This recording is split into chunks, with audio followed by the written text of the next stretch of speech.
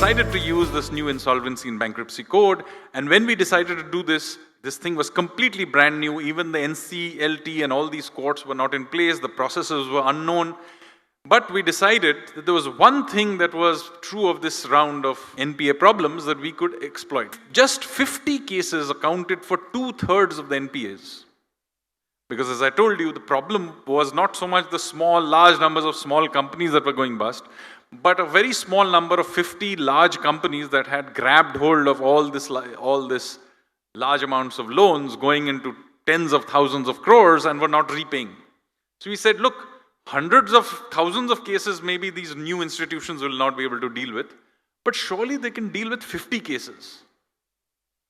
So we identified 50 cases, of which the first 12 cases were put into the system by the RBI. You will remember this. Many of these by May of this year, they finished their 270-day cycle. And now we are beginning to slowly auction them off, restructure them, and so on. For the first time in independent India, you are actually seeing creative destruction. This is a very important moment in India's economic history. We will be talking about this 100 years from now. Now, I've just given you some examples of major structural changes, frameworks of governance that we have put in place. All of these were painful, and there are many more like Aadhaar and others.